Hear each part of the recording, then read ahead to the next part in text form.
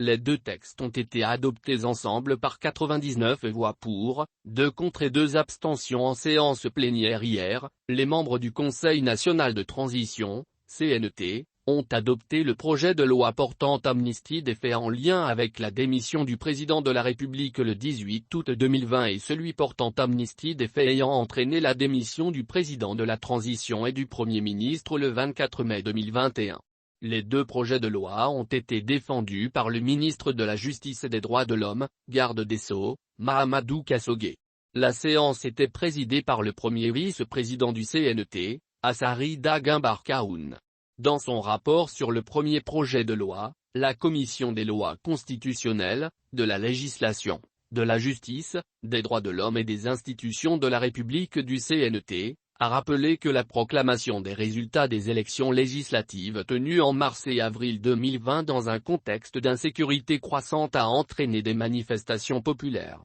exacerbé les tensions sociales et politiques et occasionné des dégâts matériels importants et des morts. Selon la Commission, face à cette situation préoccupante pour la survie de l'État, les forces armées et de sécurité ont obtenu du président de la République sa démission de toutes ses fonctions le 18 août 2020. Pour assurer la gestion de l'État et éviter le vide institutionnel, les forces armées et de sécurité ont mis en place le Comité national pour le salut du peuple, CNSP. Dans le cadre de la gestion transitoire, le CNSP a organisé des concertations entre toutes les forces vives de la nation à l'issue desquelles, la charte de la transition a été adoptée le 12 septembre 2020 et promulguée suivant le décret N-2020-0072/PTRM du 1er octobre 2020. Dans son article 23, la charte dispose que les membres du Comité national pour le salut du peuple et tous les acteurs ayant participé aux événements allant du 18 août 2020 à l'investiture du président de la transition bénéficient de l'immunité.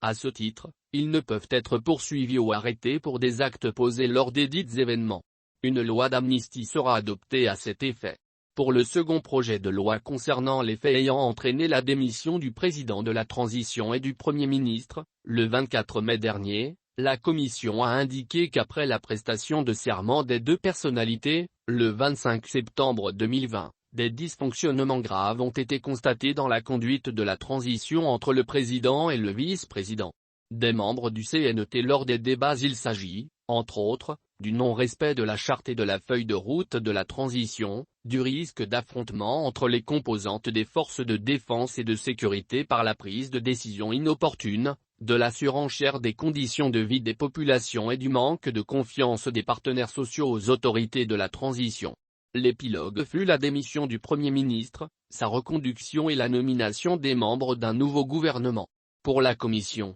cette situation intervenue à un moment inopportun violait les dispositions de la charte de la transition relative au respect du serment, aux missions de la transition, aux prérogatives du vice-président chargé des questions de défense et de sécurité. C'est ainsi que les forces armées et de sécurité, après avoir mesuré l'ampleur du risque d'affrontement entre leurs composantes, le non-respect de la charte et de la feuille de route de la transition, ont obtenu la démission du président, le 24 mai 2021. Laquelle avait été obtenue avant celle du Premier ministre et de son gouvernement. Le ministre de la Justice et des Droits de l'Homme, garde des Sceaux a salué la qualité des rapports de la Commission, qui selon lui, prennent en charge toutes les préoccupations de son département. Selon Mahamadou Kassogué, à certains moments de l'histoire des pays, il peut arriver que pour une raison ou une autre, le cours normal de la gestion de la République soit interrompu par des voies qui ne sont pas forcément légales. Pour lui, quand cela arrive, il faut analyser le contexte.